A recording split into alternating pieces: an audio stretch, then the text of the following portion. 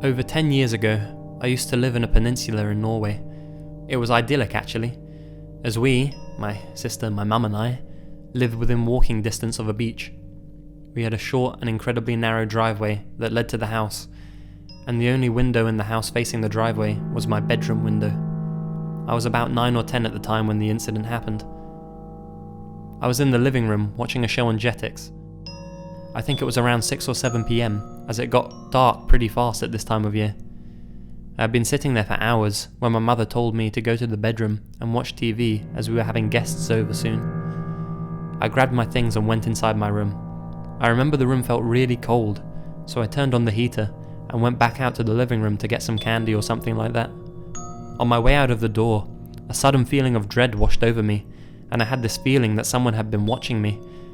I don't know how to explain this feeling, but it was as if I subconsciously could see someone outside my window from the corner of my eye, but didn't really realize it until I grabbed the door handle.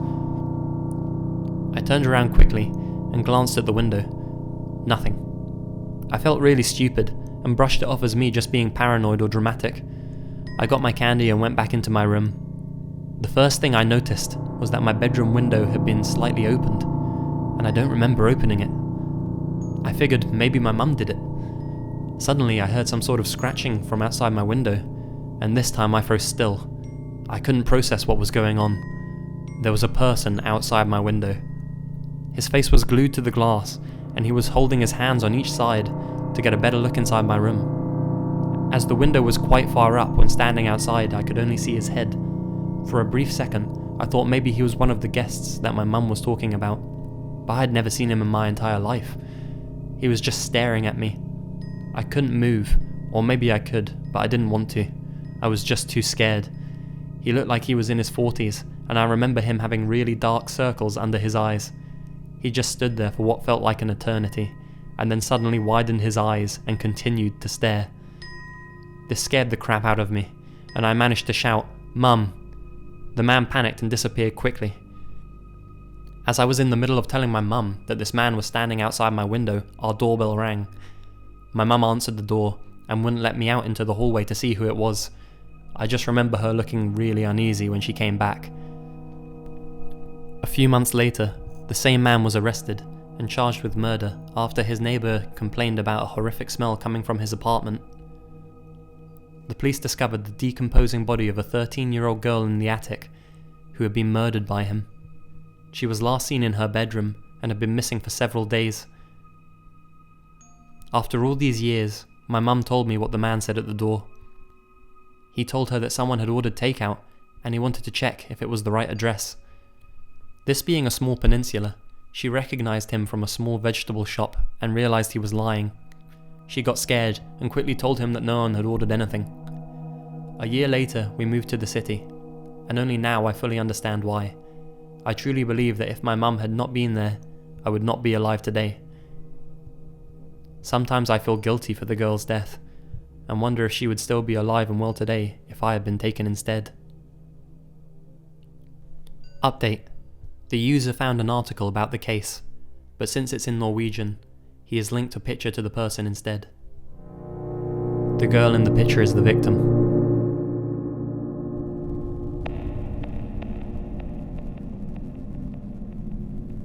Amanda is my brother's girlfriend.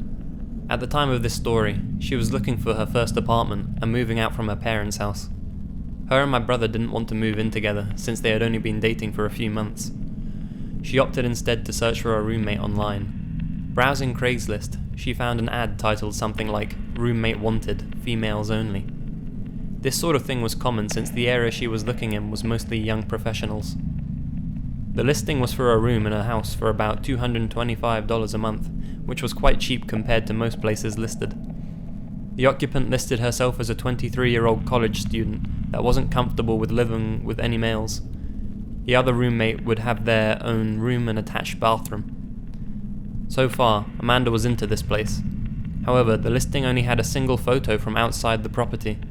Amanda sent an email wanting to meet the occupant and tour the house. Within 30 minutes, she received an email back with all the details and time to stop by. The girl worked late hours and wanted Amanda to stop by at 8 PM. When Amanda arrives, There is a handwritten note on the door saying, "Door broken, use back door." Walking around the house, it looks nice but slightly unkempt. Tall grass, weeds, dusty windows, etc. Still no alarms for Amanda though. When she knocks on the back door, an older man opens the door. At first, Amanda thinks she has the wrong place, but the man reassures her and says that the occupant was out, and he was the landlord. The occupant asked him to meet Amanda, since she was working late. He seemed pleasant and offered to show her around. Alarms start going off, but aren't at red alert yet. First, the guy was clearly in his 40s, unshaven, and looked like he lived in his car. Also, only the kitchen light was on. As they walked around the house, Amanda noticed one huge red flag. No furniture. Nothing. The landlord was polite about answering questions, but seemed irritable to keeping lights on for too long, rushing her around and only letting her look at a room for a few moments. There was a single room that the landlord wouldn't open, telling her that it was the occupant's room and he didn't want to invade her privacy. As they walk down the hallway into the living room, she notices the front door has a plank nailed across it. Amanda's creepometer is starting to ding, so she decides to wrap up the walkthrough and leave, but trying to be polite about it. As she's giving the guy her "thanks for showing me around" bit, he perks up and states that he forgot to show her the basement. It's recently furnished and would be a great rec room, and she should take a look down there. At the time, Amanda and the landlord are standing in the small hallway between the front living room and the back kitchen. In this little hallway was the basement door. When he opens the door, it opens outward to create something of a barrier between Amanda and the back door. The basement is pitch black. He smiles, motions down the stairs, and says, "Ladies first." What happens next is nothing more than a stroke of luck. Amanda got a text just as some random guy parks in front of the house. Thinking on her feet, she pretends it's a phone call and answers the phone. "Hey, yeah, are you here? I'll come out from around the back and let you in. It's great, you have to see it." With a motion of confidence, she excuses herself around the landlord and walks out of the back door. She says the guy just looked at her like he was confused. Once outside, she sprinted to her car and sped like hell out of there. When Amanda got home, she told her mother and my brother everything. Cops were called, and they took her statement and went to investigate. The Craigslist post had been removed. Epilogue. The house had been foreclosed over 6 months earlier, and the property had been abandoned. When the police investigated, they found that the closed room the landlord didn't want her to look in was where the man had been staying. There was a pile of old, dirty blankets, rotten food, and empty gallon jugs everywhere. More creepy was he had plastered ripped-up pages from porno mags all over the walls. The really scary part of this was the basement. The man had tied a thin piece of fishing twine at about shin level across the stairs about halfway down. The basement was empty, except for a pile of old blankets, a broom handle wrapped in leather belts, and a small box with a few rolls of assorted tape. Amanda ended up not moving in.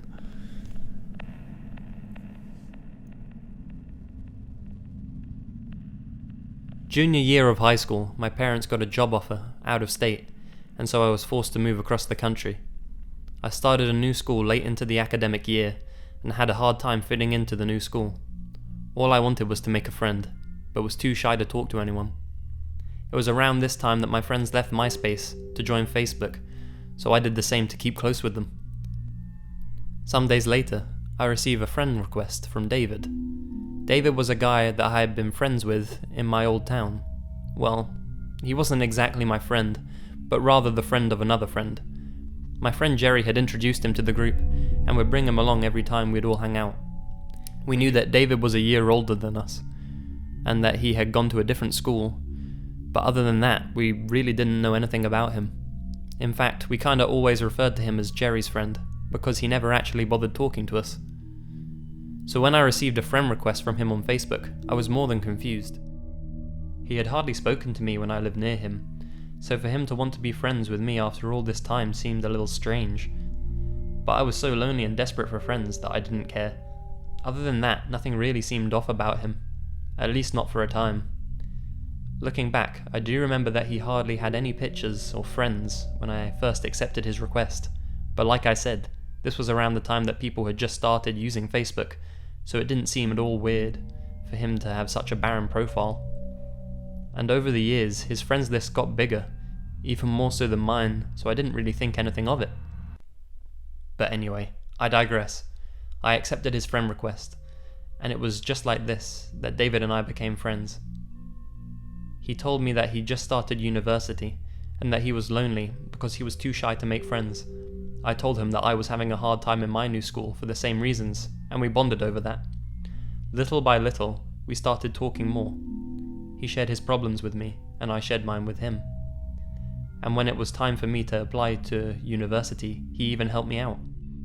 He taught me how to sign up for my SATs, ACTs, helped me apply to scholarships, and even paid for one of my application fees using a Visa gift card, so I didn't receive any of his personal information, and he didn't receive any of mine. Then, when I finally started university, he helped me with that as well. He told me where to buy books, gave me studying tips, provided emotional support. So when he asked for my phone number, I didn't even hesitate to give it to him. David was my friend, and I wanted to keep him close, even if we were physically away from each other. It was around this time that David started sharing more of his life with me. And all of it was pretty normal stuff.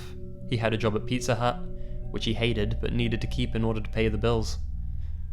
He also played soccer, but not for his university or anything.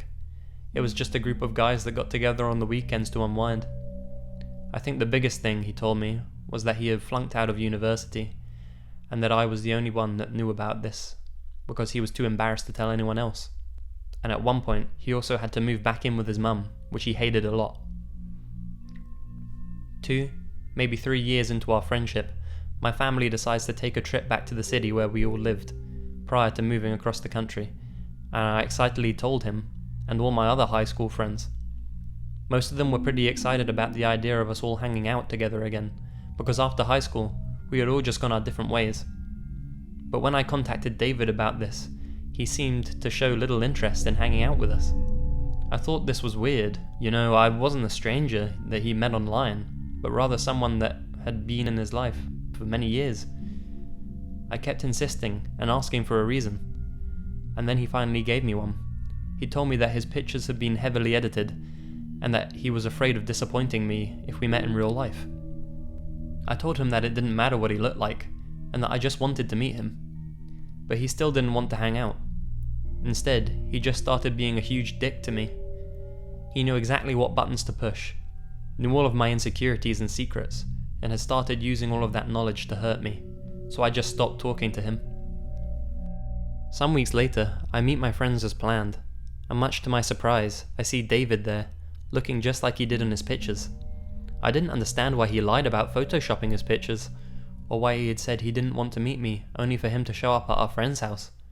But I was so angry at him that I didn't ask any questions. I just kept waiting for an apology, but David wouldn't approach me. He was treating me like he treated me back when we were in high school. I was really upset, but given that he had been such a huge dick to me, I just figured that this was just another attempt to get under my skin. We were all drinking and talking about what we were up to, and when it was his time to share, he pretty much just said the same things I already knew about him. He said that he wished that he was still in university like the rest of us, but that he had flunked out, and that he was just living with his mum. Said that he was miserable there, and that he wanted to move out, but that his job at Pizza Hut wasn't paying him enough for him to move out on his own. At this point though, I was already pretty pissed off, and the alcohol had given me enough courage to finally ask him why he'd been ignoring me. He apologised, but he admitted that he hardly remembered me, which hurt my feelings but also pissed me off even more. I told him about Facebook, and about our text messages, and he just kept insisting that he didn't use Facebook. Apparently he had used MySpace at one point, but stopped using that when he'd switched over to Tumblr. A Facebook account was something that he hadn't even considered making. I asked him about the text messages, and he just said that I probably confused him with another David because he had never had my number. I thought that denying it was a lousy excuse, but Jerry backed him, which pissed me off even more. The thing though was that David hadn't just been talking to me on Facebook, but also to a bunch of us. So when we kept calling him out on his shit, He just told us to text this David guy to prove that it wasn't him. He set up his phone on the table, and I texted him, but no messages appeared on his phone. Then, while we were all arguing about how we needed to give it some time, the David that I had been talking to for years responded, proving that we had been talking to a fake all along. Things turned pretty awkward at this point, with all of us feeling angry and betrayed, and David obviously feeling extremely violated. So, with all of us wanting answers, we open up our friend's laptop and search for David's profile on Facebook. The first thing that David points out is that whoever this was, they were using his mother's maiden name and not his real last name. And that while most people on his friends list were people that he knew in real life, none of them were people that he had kept in contact with. His display picture was also of a dog, which he owned years ago, but that had since died, just like the fake David had told me. All measures that, looking back, I'm guessing were used by this person to keep David's close friends from actually finding him on Facebook. The older pictures on Facebook had been taken from his MySpace, back when he had still been using that, but most of the newer ones had been taken from his Tumblr, which he apparently uploaded pretty often. The weirdest thing though, was that there were some pictures he swore he had never seen before. These were all pictures of his soccer games, taken from the audience, which the fake David had said his brother had taken.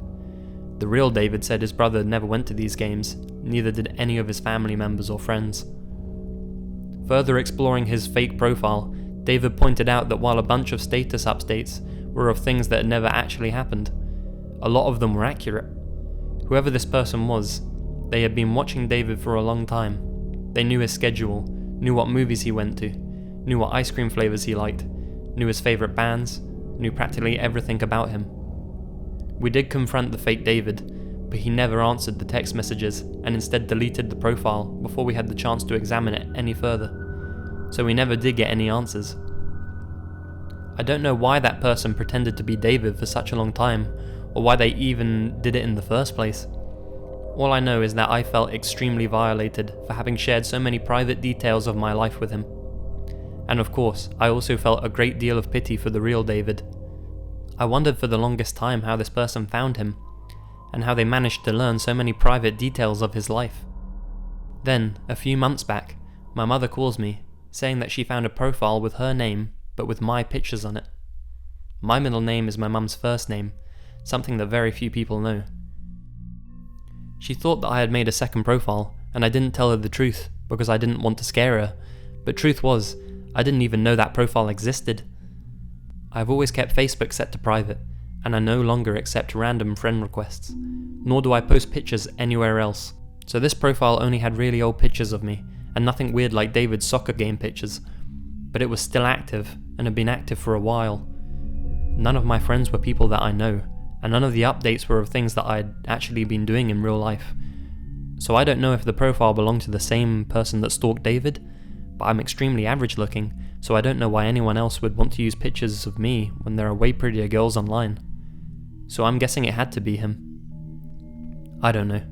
I just reported the profile, and it no longer exists. But I wonder if this person is still pretending to be me, or if they've moved on to somebody else.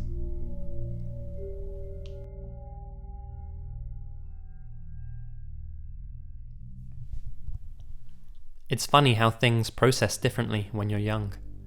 It took a couple of years to sink in how creepy my situation was. Back in 5th grade, my buddies and I used to play with airsoft guns, and have our little deathmatch battles up on the hills behind our houses. We all grew up in a safe, affluent, suburban neighbourhood, and would regularly explore and play.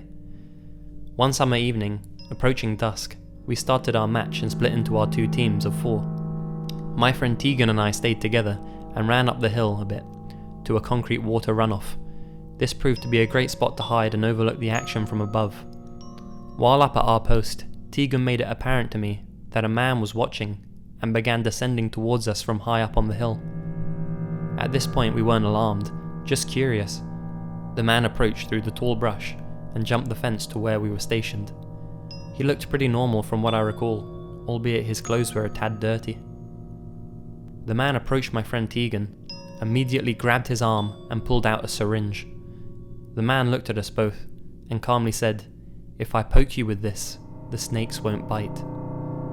For a moment, Tegan and I were very confused. We both had this kid, we trust adults kind of mindset that was quickly challenged by this man. From what I recall, we pretty quickly understood that this wasn't right, and we started yelling, and I began to shoot my airsoft gun in the air. Our friends came out of hiding and saw us up on the hill. The man obviously realized all these kids have weapons, and immediately took off back in the direction he came. I remember us all laughing about it, finishing our airsoft match, and then proceeding to go home and tell our parents. This then led to school announcements, a section in the local newspaper, and neighborhood watch signs. They never found the guy.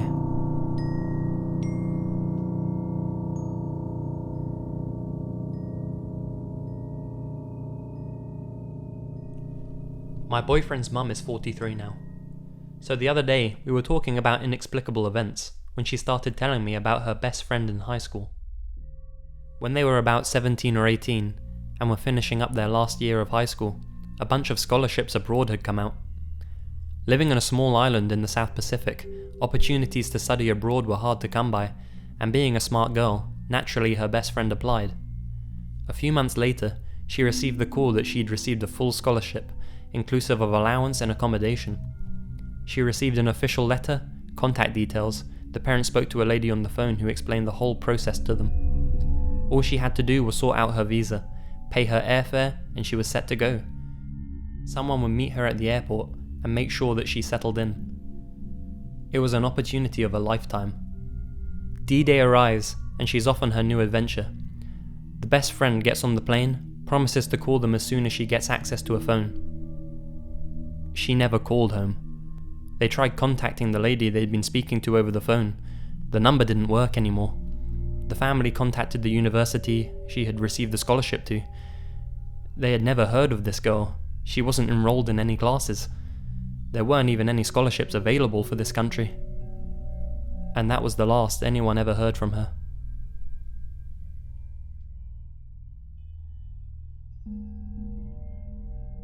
This happened last year while I was broke and struggling to make ends meet. I had just moved out and didn't want to resort to going back to my parents. Anyways, I was so desperate I was looking on Craigslist for caregiver, housekeeping type gigs just to make quick cash while I looked for a full-time position. After responding to several, I got a bite back from a man who had advertised as a disabled man who needed help with his morning and evening routines since he had a bad back. As a past caregiver, I thought nothing of his request to help with bathing and dressing, since I knew it could be difficult for some. After chatting on the phone and coming to the conclusion he was a nice and normal guy, I proceeded to head over to his townhouse late one night to help him with his nighttime routine. He lived a bit out of the way from me, but I was desperate and didn't mind. He even said I could spend the night, since he needed me in the morning anyway. Once I got there, he was a decent looking man in his late 30s or early 40s with a cane. He paid me $200 up front for the expected nighttime and morning routine the next day. He explained he was ex-military and had a back surgery recently. Things started to get weird once he offered me some wine and commented on how cute that he thought I was. I should have seen this as a big red flag, but again I was super poor, but I didn't want to cheat him, so I gave him the benefit of the doubt. He then led me to his bedroom, where he got undressed for his evening shower. I was horrified, since I saw that he already had a giant erection and wanted me to lather him up. He asked if I wanted to take my clothes off, and I declined. He responded respectfully. However, he did touch my butt when I bent over to pick something up for him. I should have ran out right then and there, but I was waiting for the right moment. After quickly giving him the most unsexy shower that I could, in the most platonic way, he got out and said he was heading to bed, but didn't want to wear any clothes. The guest room where I was staying was right next to his, and though I was tired, I was still pretty on edge. My gut instinct was telling me to get the hell out of there. The issue was, we were on a 3-story townhouse, and we were on the top floor, and he had installed baby gates on each floor so his cat wouldn't run away. Also, he had turned off all the lights on the lower floors, so it was pitch black. In order for me to get out, I'd have to pass his room.